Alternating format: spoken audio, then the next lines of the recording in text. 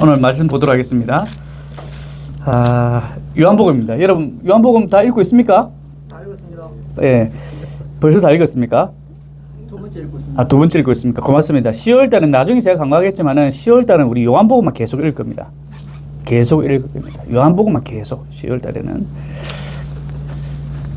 오늘 요한복음 2장 1절에서 11절까지 한번 보도록 하겠습니다. 교독하도록 하겠습니다. 제가 먼저 읽고 그다음에 여러분 읽고 마지막 절은 함께 읽도록 하겠습니다.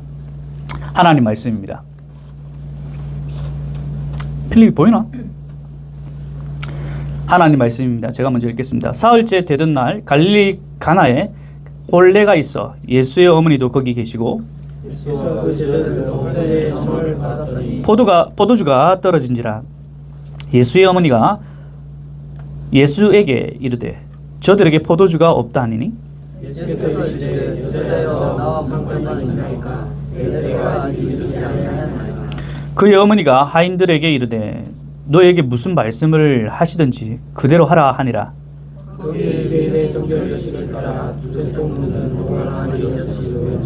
예수께서 그들에게 이르시되 항아리에 물을 채우라 하신즉 아기까지 채우니 연회장은 물로 된 포도주를 맛보고도 어디서 났는지 알지 못하되 물돈 하인들은 알더라. 연회장이 신랑을 불러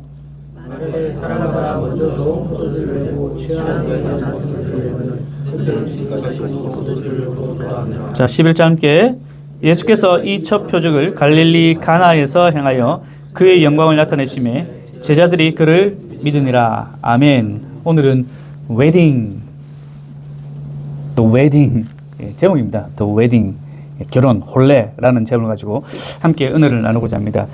웨딩 결혼 뭐 어때요?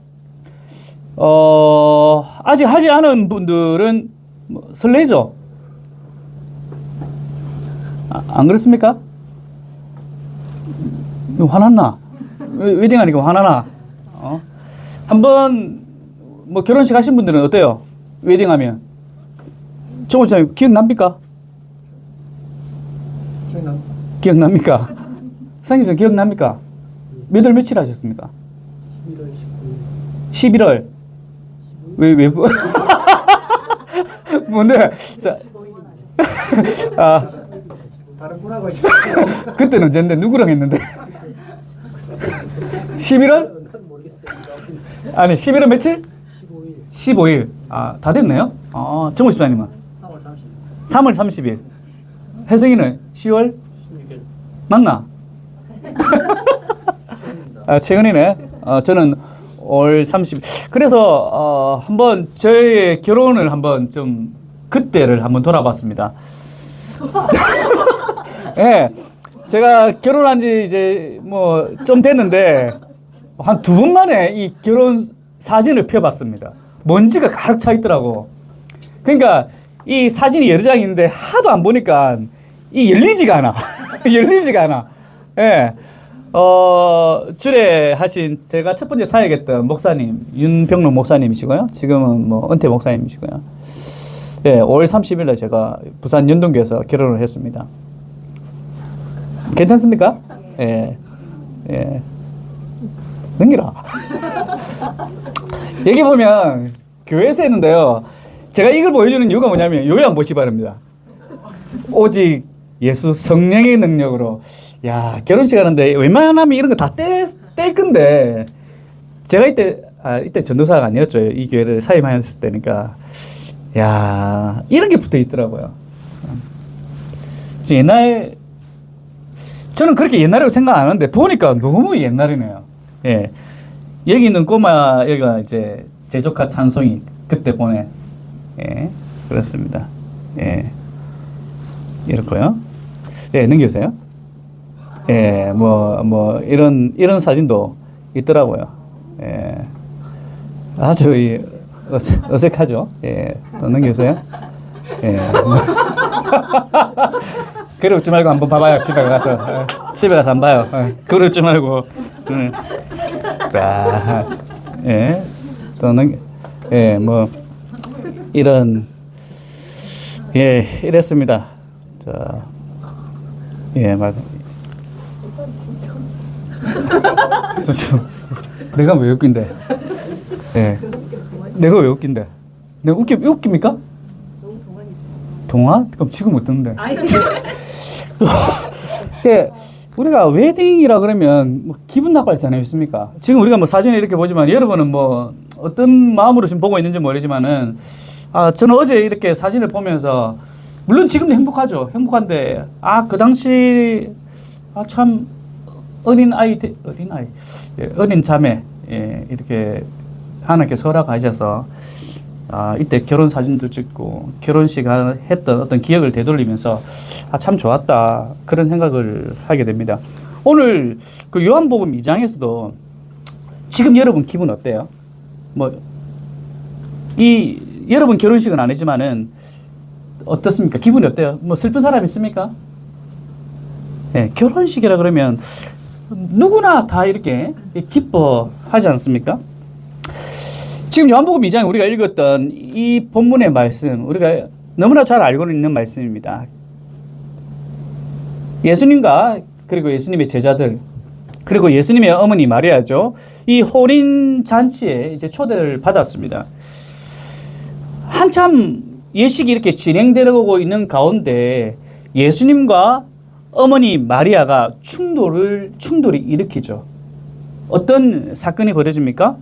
뜬금없이 예수님의 엄마 마리아가 예수님께 찾아옵니다. 찾아와서 뭐라고 합니까? 포도주가 떨어졌다. 좀 상황이 좀 이해가 안 되는 그런 상황들이 막 벌어집니다. 포도주가 떨어졌대요. 마리아가 뭔데 도대체? 이 혼인잔치의 마리아가 뭔데? 안 그렇습니까? 도대체 마리아가 어떤 관계이길래 뜬금없이 예수님께 와서 포도주가 떨어졌는가? 그리고 그렇다 보니까 예수님이 뭐랍니까? 큰일 났습니다. 큰일 났네요. 제가 뭐라도 해야 됩니까? 빨리 하인들을 불러서 아니면 이 결혼식을 주최하는 사람을 불러가지고 빨리 뭔가 좀 조치를 취합시다. 옆에 GS 가서 뭐 사오든가. 이렇게 해야 되는데 예수님의 대답이 과간입니다. 좀 짜증이 나시는가 봐요. 뭐라고 합니까? 나와 상관이 없어. 그 앞에 뭐라고 하면 여자여. 엄마한테 여러분 오늘 집에 가서 엄마한테 여자여 이러면 어머니 어떠시겠노? 어머니 어떠실 것 같은데? 안 좋아하는 게 아니다. 좀 이 스토리가 굉장히 뭔가 우리가 혼인 잔치인데 뭔가 좀 언밸런스한 얘기가 자꾸만 이어집니다. 여자와 나와 무슨 상관이 있습니까? 그리고 뒷부분에 또 나와줘요. 내 때가 아닙니다. 도대체 이 때는 무슨 때를 얘기하는 건지. 어쨌든 간에 그렇게 한 다음에 그 말을 듣고 난 다음에 그 마리아 엄마도 참 성격이 고우신 분이 같네. 그 아들한테 여자의 이런 소리를 듣고도 뭐라고 합니까? 하인들을 불러가지고 예수님께서 뭐라고 명령하실 것 같은데 예수님께서 말씀하신 대로 해라라고 또 이렇게 얘기를 하죠. 그리고 예수님께서 하인들을 불러가지고 항아리를 가져오라죠. 항아리에 물을 채우라 그리고 채운 그 항아리를 연회장에게 갖다 줘라고 얘기합니다. 여기서 성경에 나오는 연회장이란 것은 어떤 장소를 얘기하는 게 아닙니다. 연회장이란 것은 이 혼례에 주관하는 사람입니다. 흥을 돋구고 신랑 신부 입장 이런 거 있지 않습니까? 그 당시에 그런 게 있었는지 없었는지 모르겠지만은 이 혼례를 전체적으로 주관하는 사람은 연회장이라고 합니다. 연회의 장. 그 연회장에게 갖다 주라고 얘기합니다. 갖다 주니까 연회장이 뭐라고 얘기합니까? 물을 왜 갖다 주냐고 이렇게 얘기합니까? 와우. 한마디로 와우지 않습니까? 와, amazing. 와, 다른 집에는 처음에 뭡니까? 우리가 방금 한잔 했지 예, 포도주를 마셨지 않습니까? 포도주를 마셨고 나중에는 뭡니까? 안 좋은 걸 갖다 주는 게 보통인데 왜냐하면 사람들이 이제 취하면 나중에 안 좋은 거 먹어도 취하다 보니까 이게 좋은 건지 안 좋은 건지 모르는데 여기는 도대체 이게 뭔가 처음에도 좋았고 지금도 더 좋은 거 갖다 주니까 이야 어메이징하다 이런 얘기를 하지 않습니까? 예수님께서 이 놀라운 기적을 일으키셨죠. 그런데 이 기적을 일으킨 사건에 대해서 누가 알고 있죠? 성경은 누가 알고 있다고 얘기합니까? 하인들. 물론 이제 그 사건을 전체를 바라보는 예수의 엄마 알았겠습니까? 몰랐겠습니까? 아셨을 겁니다. 자, 저는 여기서 왜 예수님께서 이 가나 혼인잔치가 예수님의 첫 사역이거든요. 첫 사역을 시작함에 있어가지고 많은 것들을 할 수 있음에도 불구하고 왜 웨딩인가? 왜 웨딩에서 예수님의 첫 사역이 시작되어지는가? 성경에 보면 많은 것들이 있습니다. 많은 내용들을 포함하고 있는데 요한복음에서는요, 예수님의 첫 사역, 그러니까 제자들의 부르심, 앞에 제자들의 부르심 있죠. 4명의 제자를 부르십니다. 그 위에 첫 번째 사역을 하시는데 그 첫 번째 사역이 38년 된 병자를 일으키는 기적도 일으킬 수도 있고 죽은 나사로를 살릴 수 있는 이런 기적 같은 일을 먼저 하실 수도 있는데 왜 그 수많은 스토리 가운데 왜 이 혼례 잔치가 첫 시작으로 되어 있는가 하는 부분이죠. 여러분, 시작은 굉장히 중요합니다. 시작을 어떻게 하는가가 굉장히 중요하죠. 그래서 우리 말에도 이런 말이 있죠. 시작이 뭐다? 시작이 반이다. 그만큼 시작이 중요하다는 거죠. 우리가 지난번에 우리 교회 개척 설립 예배를 드렸습니다. 드릴 때 준비를 어떻게 했습니까? 열심히 했죠. 각자 여러분 나름대로 받은 달란트대로 또 우리가 할 수 있는 역량만큼 잘 준비했죠. 왜? 이 첫 시작이 너무나 중요하기 때문에. 외부 사람들도 오시고 한데 첫 시작을 알리는 이 시점이 너무나 중요하기 때문에 우리가 열심히 준비했죠. 그리고 오시는 분들마다 너무 좋았다라고 얘기하죠. 이 시작이 너무나 좋았거든요. 시작이 너무나 중요하다는 거죠. 그런데 오늘 말씀해 보면요, 제 개인적으로 생각할 때 시작이 너무나도 중요한데 점수를 매기자면 예수님의 시작은 빵점인 것 같아요. 예수님의 시작, 우리가 시작은 반이다. 시작이 너무나도 중요한데 예수님이 가나 혼인잔치에서 일으키신 이 사건은 제가 볼 때는 빵점이에요. 왜냐하면 시작이 생각보다 너무 미미해요. 무슨 말이냐면요, 굉장히 중요한 기회임에도 불구하고 2장 9절 말씀해 보면 함께 읽겠습니다. 시작. 물로 된 포도주를 맛보고도 어디서 나는지 알지 못하되 물 떠온 하인들은 알더라. 보세요. 굉장히 지금 좋은 기회임을 우리는 알 수 있겠어요. 고대 전통 문화에서는요, 이 혼인, 결혼은요, 개인에게 맞춰져 있지 않습니다. 이게 무슨 말이냐면요, 개인의 어떤 결혼을 통해서 개인의 어떤 성취, 만족을 위한 결혼이 이 당시 때는 아닙니다. 결혼을 통해서 내가 좋은 남자가 되어주고 그리고 좋은 여자가 되고 좋은 아내가 되고 좋은 부모가 되어서 두 사람이 행복해지는 것에 결혼의 방점이 찍혀진 게 아닙니다. 고대 근동 결혼은요. 뭐냐면 결혼을 통해서 자녀를 낳고 다음 세대를 이어가는 것이 결혼의 주 목적입니다. 다시 말해서 결혼은요, 공동체를 만들어가는 것, 공동체를 이루어가는 것이 결혼의 방점이에요. 우리는 결혼해가지고 최근에 결혼한 혜성이, 수연이 결혼해서 우리 꼼냥꼼냥 둘이 정말 예쁘게 행복하게 만족하게 살아가자.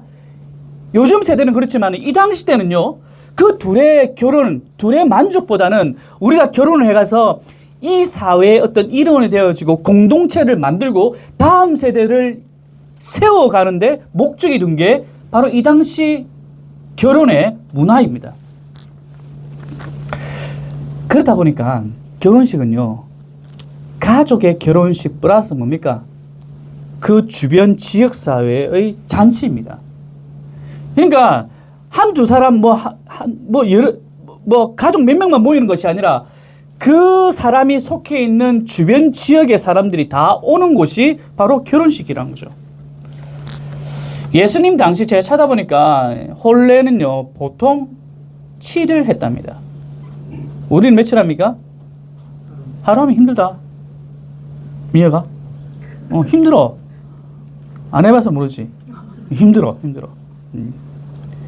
하루에도 힘든데 7일 동안. 왜냐하면 이게 온 지역의 잔치이기 때문에 많은 사람들이 오죠. 자, 이런 측면에서 볼 때요, 예수님의 첫 사역이 왜 혼인 잔치에서 시작되었는지 조금 알 수 있는 대목입니다.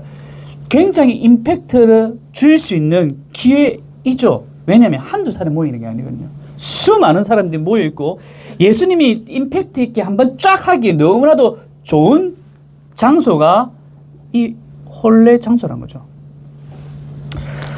그런데 제가 기대했던, 또 여러분이 기대했던 그런 임팩트가 일어나는가?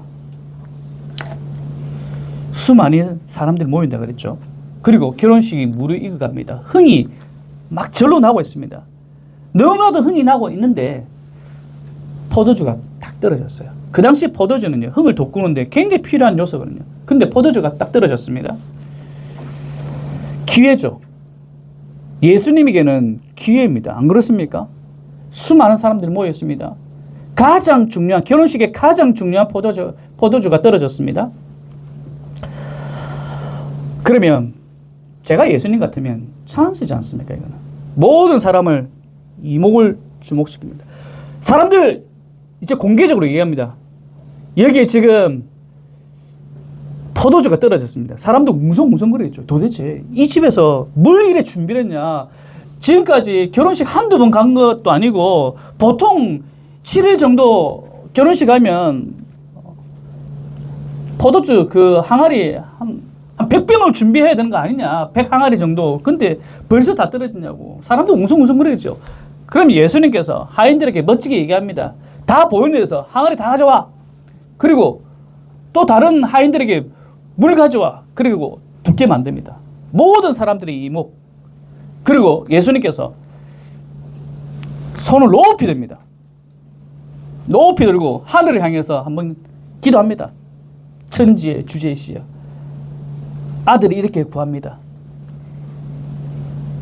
가장 중요한 이 잔치상에서 잔치인데 포도주가 떨어졌습니다. 이 시간에 하나님의 아들이 기적을 베푸게 도와주십시오. 자, 물이 포도주가 되어라 하고 큰 소리를 외칩니다.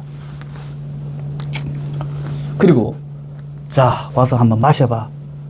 여러분, 이만한 임팩트 있는 사건 저만 기대했습니까? 이게 상식적이지 않나요? 그렇게 예수님께서 수고하실 필요 없는 사건입니다. 막 돌아다니면서 뭐 이렇게 하실 필요가 없어요. 수많은 지역에서 모여있고 예수님께서 그냥 찬스인데, 아쉽게도 오늘 성경에서 뭐라고 얘기하냐면 연회장, 이 사람도 알지 못했고 하인들만 알았다라고 얘기를 합니다. 여러분, 과연 이 사건이 무엇을 지금 얘기를 하고 있습니까? 이 어메이징 사건, 굉장히 임팩트를 줄 수 있는 이 사건, 단 몇 사람만 알았어요. 특별히 하인들만 알았습니다. 그래서 오늘 예수님께서 이 첫 사역, 이 가나 혼인 잔치를 통해서 예수님께서는 뭡니까? 가장 비천하고 가장 낮은 하인들에게 복음을 전하시기 위해서 이 사건을 주신 것입니까? 자, 그렇다면 이 이후에 나오는 말씀 가운데 하인들이 예수님을 믿고 하나님을 믿었더라, 예수님을 하나님의 아들로 믿었더라, 뭐 이런 어떤 증거, 복음을 받고 난 다음에 이들의 어떤 삶이 변화되었고 그런 얘기들이 쭉 기록되어 있다면 맞아요. 뭐 여러 사람들이 믿는 것도 중요하지만은 한 영혼을 예수님께서 구원하시기 위해서 이 하인들을 향한 어떤 증표이다라고 우리는 얘기할 수 있겠죠. 하지만 아니에요. 이 사건 이후에 하인들에 대한 언급이 전혀 나타나 있지 않습니다. 자, 그렇다면 무엇을 지금 얘기하고 있는가? 또 한 가지 더 볼까요? 마리아. 예수님께서 마리아에게 여자여, 나와 무슨 상관이 있습니까? 아주 무심한 말이죠.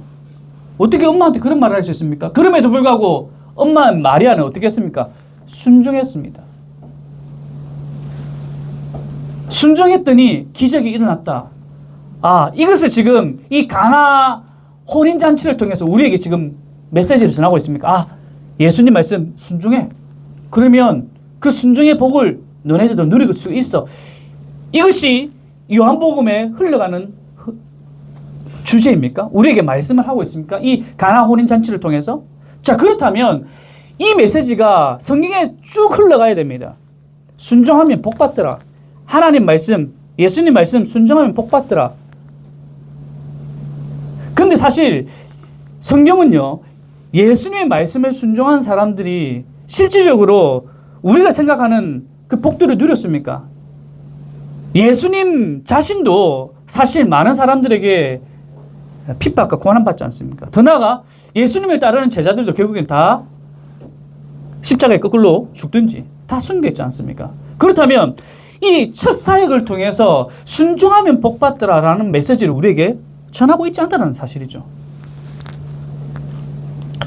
자, 그렇다면 도대체 이 예수님의 첫 사역, 이 가나 혼인잔치, 우리가 수많이 설교를 들어왔고 또 우리가 수많이 읽어온 이 첫 번째 페이지, 이 요한복음 2장, 이 혼인잔치는 도대체 우리에게 무엇을 지금 말씀하기 위해서 예수님께서 이 어마어마한 기회가 주어졌음에도 불구하고 예수님께서는 당신을 온전히 드러내지 않았습니다. 도대체 뭔데 이게? 답은요, 2장 11절에 있습니다. 함께 읽겠습니다. 시작. 이 첫 표적을 갈릴리 가나에서 행하여 그의 영광을 나타내시며 제자들이 그를 보세요. 우리가 첫 번째 기억해야 될 것은 이 사역을 예수님께서 뭐라고 얘기하냐면 따라하겠습니다. 표적. 예. 표적이란 말은 어떤 상징을 얘기합니다. 상징. 어떤 상징을 지금 나타내고 있습니다. 그러니까 가시적으로 보이는 것에 끝나는 것이 아니란 겁니다. 제가 처음에 여러분들한테 얘기할 때는 가시적으로 보이는 것에 대해서 집중했거든요. 사람들이 포도주가 다 떨어졌어요. 그럼 예수님께서 짠하고 기적을 베푸면 사람들이 어마무시한 사람들이 예수님을 믿을 수 있는 환경이거든요. 이 가시적으로 보이는 거. 하지만 이것은요, 예수님의 첫 번째 목적은 무엇이냐면 상징을 나타내기 위한, 이것을 읽는 자, 듣는 자, 상징적으로 이것을 봐라, 표적을 얘기하고 있습니다. 그리고 종국적으로는요, 예수님께서 이 일을 통해서 그의 영광을 나타내셨다. 하나님이 영광을 받으셨다. 그러니까 우리가 생각하는 이 일을 통해서 예수님께서 임팩트를 딱 여시고 그러면 하나님께서 영광을 받으시. 그럼 그것은 우리의 사람의 생각이고 하나님의 방법, 하나님의 생각은 다르다는 겁니다. 자, 오늘 여기에서 첫 표적이라고 얘기했는데 상징이라고 얘기했는데 이 혼인잔치가 보여주는 상징이 무엇인가? 어떤 신호를 우리에게 보내고 있는가? 우리는요, 일반적으로 예수님께서 이 땅에 오심은 우리는 이렇게 생각합니다. 하나님의 아들이신 예수님께서 이 땅에 오셔서 자기를 부인하죠.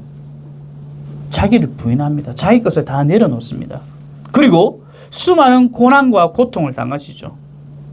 뿐만 아니라 우리 죄를 위해서 십자가에 죽으시죠. 속죄의 사역을 하시죠. 그러기 위해서 예수님께서 이 땅에 오셨습니다. 틀렸습니까? 맞습니까? 맞습니다. 근데 이것은 수단입니다.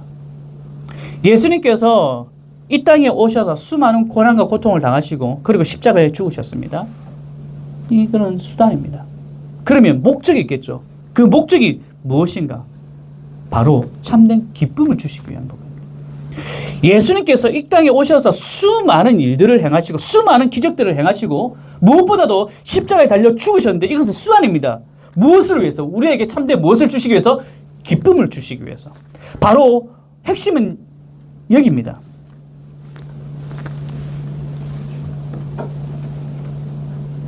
예수님께서는요, 이 가나 혼인 잔치를 통해서 예수님께서 앞으로 이루어가야 모든 수단은 바로 이것 때문에 내가 이 땅에 왔다는 것을 보여주시기 위해서 첫 사역에 이것을 상징적으로 말씀하고 있다는 사실입니다.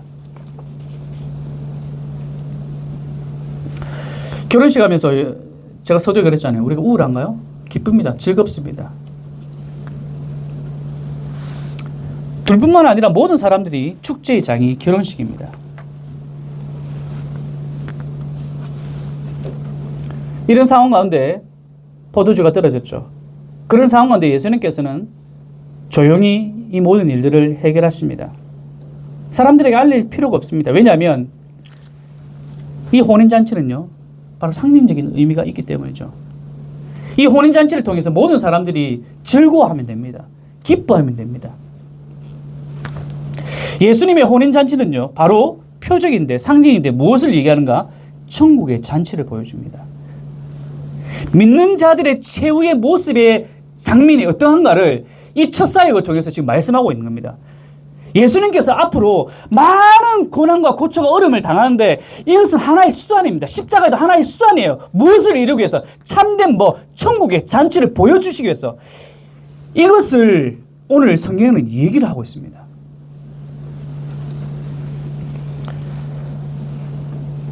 혼인잔치, 부족함이 없는 곳이란 곳, 모두가 만족하는 곳, 그것이 바로 천국이란 곳이죠.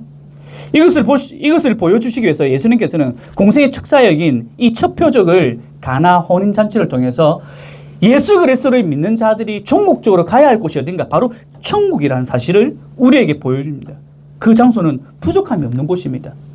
채워주시는 분 누구인가? 하나님이라는 사실입니다. 그곳을 우리가 가야 한다. 가는 곳이라는 것을 말씀해 주고 있다는 거죠. 이사야서 25장 6절에서 8절입니다. 이제 마무리하도록 하겠습니다. 함께 읽겠습니다.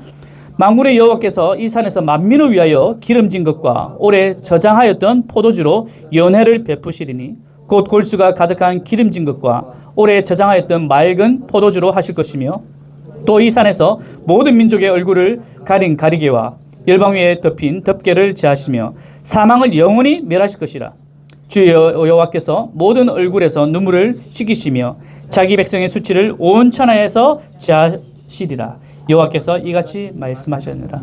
우리가 가야 할 이 천국의 모습을 이사야서는 동일하게 얘기를 하고 있죠. 그리고 뿐만 아니라 여러분 요한계시록 21장 1절에서 8절은 여러분 오늘 집에 가셔서 읽으시기 바랍니다.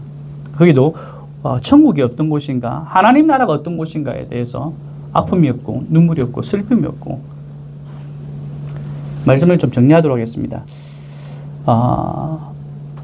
우리가 가야 할 곳이 어딘가, 이 혼인잔치를 통해서 예수님께서 오늘 우리에게 얘기합니다. 우리가 가야 할 곳이 어딘가, 우리가 누리는 행복이 어떤 행복인가, 한번 혼인잔치를 한번 생각해 보라는 겁니다. 제가 늘 우리 딸에게 이런 얘기를 해요. 지금 스마트폰 보고 있는 거 이번에 시험 문제에서 나왔다 하더라고요. 과미 고등학교 그 입학 시험에도 그 문제가 나왔다 하더라고요. 뭐냐면 핸드폰 같은 거, 스마트폰 기계 이거 어떻게 자제할 수 있는가 한번 설명해봐라, 이런 얘기를 이제 면접에 때 했다 하더라고요. 근데 제대로 답을 못 했다 하더라고요. 근데 제가 늘 이런 얘기를 했거든요. 이 유튜브 같은 거 어떻게 자제할 수 있겠어? 그치? 자제할 수 있는 방법이 있다. 뭐 핸드폰을 끄는 거? 아니야. 또다시 켤 거야. 어떻게 자제할 수 있냐면 앞으로 5년? 앞으로 10년 후에 네가 무엇이 되어 있는가를 한번 생각해봐. 네가 만약 어떤 정점에 네가 되고 싶은 어떤 부분이 있다면 그때의 시점을 가지고 지금 현재의 모습을 바라보면 아마 유튜브 같은 거 많이 안 볼 거야. 왜냐하면 미래에 내가 그걸 하기 위해서, 그게 되기 위해서는 지금 시간에 내가 무엇을 해야 되는지, 과연 유튜브 보고 계속 있을 것인가, 아니면 뭐 책을 읽든지 다른 걸 하겠죠. 왜냐하면 그것을 이루기 위해서. 오늘 성경에도 우리에게 얘기합니다. 믿는 자들에게 가야 할 곳이 어디인가? 어디입니까? 불이 활활 타는 곳입니까? 우리는 막막함에 자꾸만 살아가요. 그냥 이 땅이 다인장 살아가는 현대 그리스도인의 모습이 참 많습니다. 예수님의 첫 사역에 이 혼인잔치를 우리에게 말씀하셨다는 것은 우리가 새겨 봐야 된다는 겁니다. 영원하지 않습니다. 우리는 영원할 수 없습니다. 한계를 가지고요 살아가는 사람들입니다. 언젠가는 우리는 다 죽음 앞에 서게 될 것이고, 그 위에 우리가 가야 할 곳이 어딘가, 바로 이 혼인잔치와 같은 천국의 장소라는 겁니다. 그렇다면 어떻게 살아가시겠습니까? 그에 맞게 우리가 살아가야 되지 않겠습니까?